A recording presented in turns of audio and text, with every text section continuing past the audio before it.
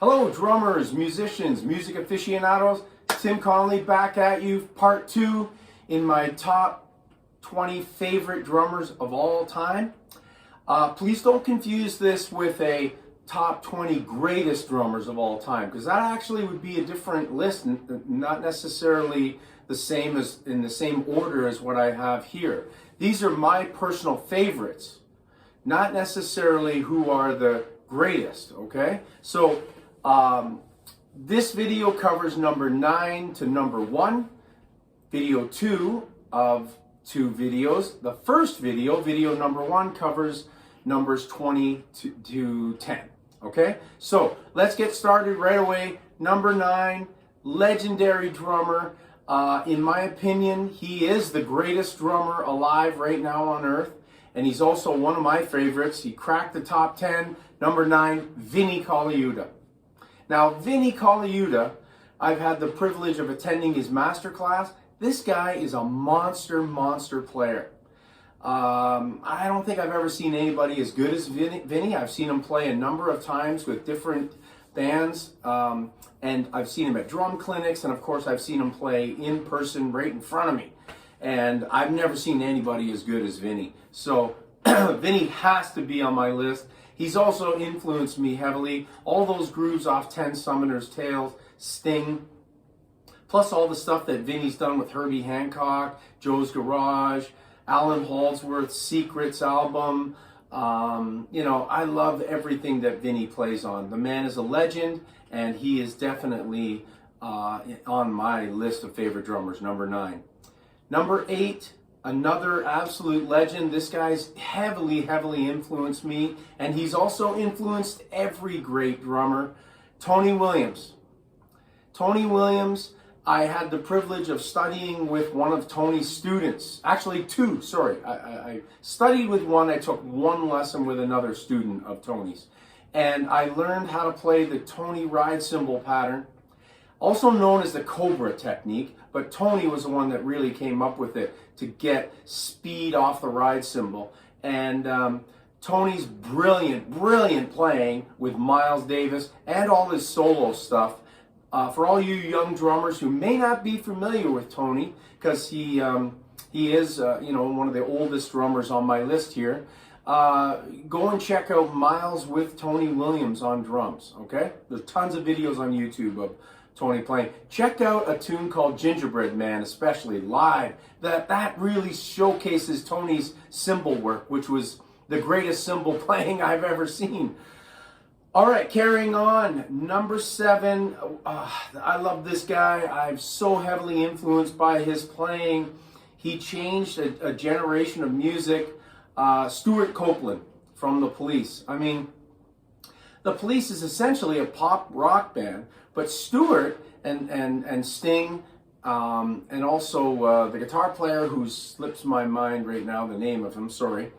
Those 3 guys really put together a unique sounding band, and I think it's led by Stuart's influences in reggae and African music, where Stuart tends to place the shots, if you want to call it, on the offbeats, using the splash cymbals and using the hi-hat, and playing a lot of really intricate but simple beats, you know, like just odd placings. You know, you're used to playing on 2 and 4, and well, Stuart doesn't play on 2 and 4 that much. He's more of an and of 2, an of 2 kind of a guy. Plus, he likes to play a lot in halftime feels, and I mean, his playing is legendary. And I've copied so much of what he's done, and I mean, I love the music. I had the privilege of seeing them in their heyday in 1980, and I've also seen them on their last tour, which was like about 5 years ago, the reunion tour, something like that, 5 or 6 years ago. Number 6, this guy, another one, influenced me so heavily. I learned how to play a halftime funk shuffle from listening to this guy, Jeff Picaro. I mean, obviously he's famous for playing with Toto and Rosanna and Africa and all those really great Toto songs, but he's also played on many other recordings, numerous recordings. he was a very busy studio guy back in the 80s. Sadly, he passed away sometime in the 90s at a young age. I think he was only 36 or 37. He wasn't very old. This guy, in his short life, influenced every drummer.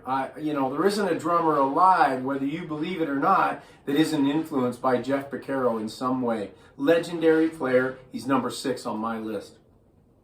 Now we're into the top 5.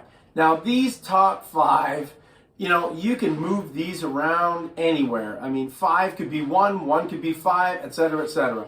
It was hard for me to come up and boil it down to these top 5, but I had to do it based on this video. So number 5, John Bonham.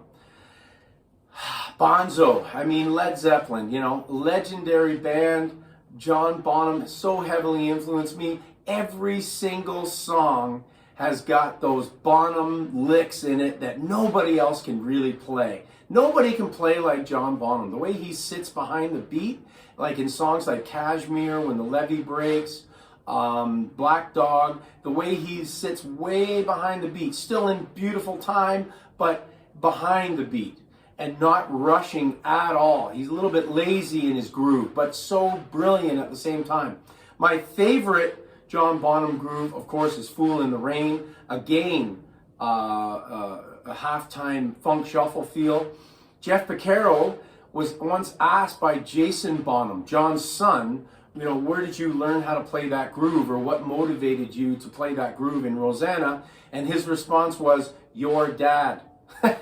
So John Bonham's Fool in the Rain motivated Jeff Picaro to play his Rosanna groove. Now, ultimately, the motivation for both of them was Bernard Purdie when he played on the Steely Dan album, when that shuffle was first kind of introduced. He's given credit for being the inventor of that halftime shuffle. But I really love the way Jeff Picaro and then, John Bonham and later Jeff Picaro played those two grooves. They're legendary grooves. Number 4, amazing.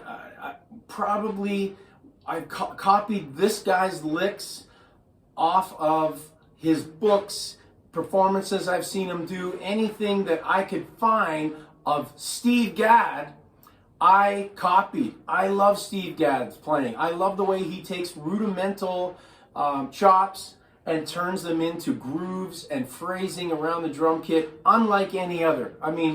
Some of the songs, Lenore is one that really, really caught me. And also Chick Corea's song, I can't remember the name of the album, but one of Chick Corea's albums that Steve played on really heavily influenced me. This guy's played with everybody as well. I could name band after band, Clapton and his own stuff. I saw him play with Chick Corea, but it was, maybe 2 or 3, 4 years ago. It was a little while ago. But some of the best drumming I've ever seen live. So precise, so in time. His groove is just killer. Steve Gadd, the man, is an absolute legend. And I have his new book right here, Gaddaments, which I haven't really dug into yet, but I plan to, so I can teach it to my students. But I recommend this book. It's really awesome. And Steve Gadd doesn't have a lot of books, to be totally honest. This is the only book that he actually wrote. There are other Steve Gadd books, but he didn't actually write them. I think that's his only book, and it just came out. It's brand new. Number 3, another legend, Steve Smith. I love this guy. I've had some lessons with Steve Smith. I've had master classes with Steve Smith. He's a great person and a great drummer. Now, one thing that I have to say is a lot of the drummers on my list, they're not just great drummers and great musicians. They're great people too. And that sometimes is hard to find. These guys are stars in their own right. But when I listen to Steve Smith, his music and his playing does his talking. He doesn't have to be an egotist or talk about how great he is. He just has to play. The second you hear Steve Smith play, you can hear how smooth and wonderful he is. He's influenced so many drummers.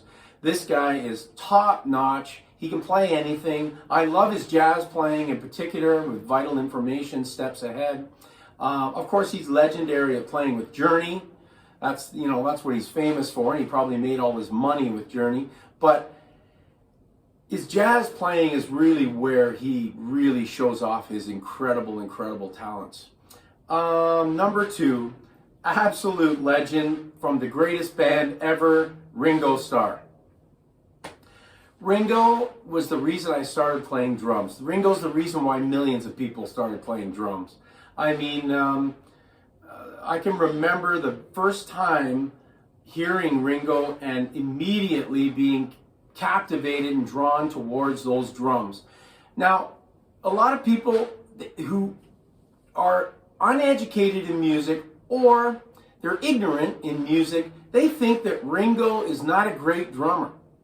I totally disagree. I think that Ringo was an awesome drummer. He was what is known in the music industry as a song drummer. He didn't have a lot of fancy chops. He's no Vinnie Calliuta, you know. He is a song drummer. But even Vinnie will tell you that nobody else could play those songs the way Ringo played them. Ringo was brilliant in the Beatles. I mean, check out some of the songs like Here Comes the Sun, Rain, Good Day, Sunshine, even the early stuff, some of that early pop stuff, Help. The drumming is awesome, awesome. And I've always loved it. I've always loved the Beatles, and I've always loved Ringo. Peace and love, Ringo. Now, number one, you're probably wondering, geez, what's number 1? But I think a lot of you already know because there's an obvious drummer left out of this list. And you can tell by my hat, I'm a Canadian. And the poster right behind me, another Canadian, fellow Canadian who was born not far from where I live, Neil Peart of Rush. Now, I'm going to have to say Ringo and Neil are my 2 biggest influences, with Neil just slightly edging out Ringo. I mean, I love Neil's playing, every Rush tune. There's very few bands where you can actually say you like almost every song. You know, there's always going to be 1 or 2 that you don't like, but in the Beatles, Zeppelin, Rush, bands like that, the Police, I like almost every single song. And one of the reasons why in Rush I like all the songs is because of Neil's drumming. You know, nobody, again, he's another guy that nobody can duplicate. I myself, playing and doing gigs in a Rush tribute band, very, very challenging to try and lift and play what Neil plays. I mean, I've never been more challenged than playing these Rush tunes and trying to play them like Neil. Nobody can do it, really. But, you know, I have a little shrine over here behind us dedicated to Neil. It was very sad when he passed away. I had the privilege of meeting Neil twice. I saw Rush probably 4 times. I saw them in 1980 when they were really, really just getting started on the international market. But I also saw them on their last tour, R40, I believe was the last tour. And, you know, Neil is just brilliant. I love his drum kit, those DWs. I love Rush's songwriting, which is Neil again. Neil wrote all the songs, you know. Neil's a cerebral kind of a guy. He's a very super smart guy.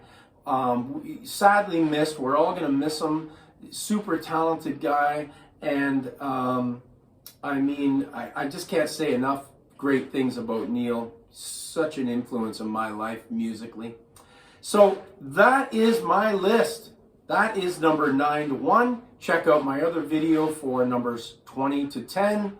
Like I said, people, this is my opinion. These are my favorite drummers. If I did another list, which I may do, who I consider the greatest drummers of all time, the list could be different. I can guarantee the list will be slightly different, you know? But stay tuned for that, and stay tuned for some other exciting new videos that I plan to put out. Thank you very much for watching, and as Ringo would say, peace and love. God bless everybody. See ya.